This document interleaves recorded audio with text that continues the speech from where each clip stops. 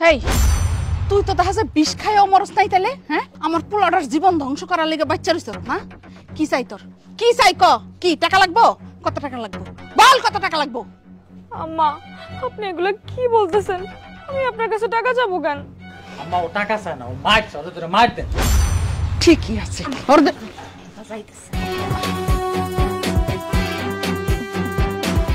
Uncle রাজা ও ভাবি সুস্থ আছে, ওদেরকে বাড়িতে নিয়ে যেতে পারে।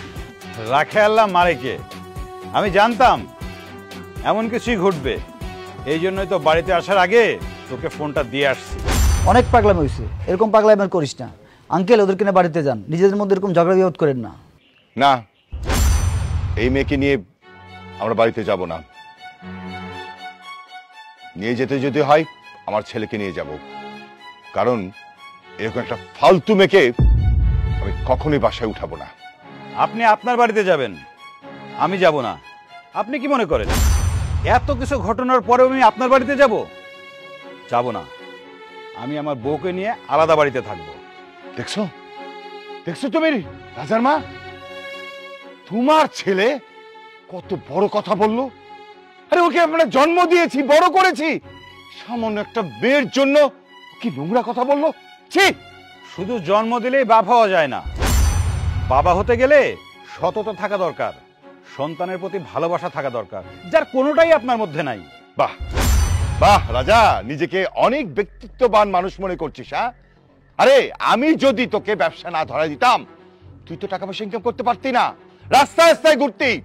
এখন তুই বাবের ব্যবসা পাইছস, টাকা পয়সা ইনকাম করতেছস, এখন তুই নিজের অনেক বড় মনে করতেছস। কি মনে করেন আপনি আপনার সাপোর্ট ছাড়া আমার কিচ্ছু করার যোগ্যতা নাই? না, কোনো যোগ্যতা তোর নেই। আমি যদি একবার তোর মাথার উপর থেকে হাতটা সরাই নি না, তুই শূন্য, জিরো হয়ে যাবি।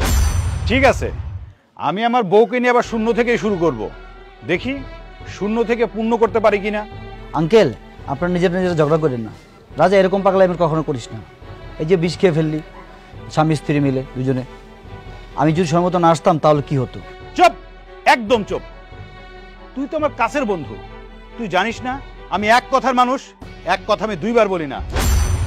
আমার বাবা যেহেতু বলেছে আমি শূন্য, তা আমি শূন্য থেকে পূর্ণ করে আমি তাকে দেখায় দেব। তুই এই মাইয়ার জন্য তোর বাপের বিরুদ্ধে যাবি?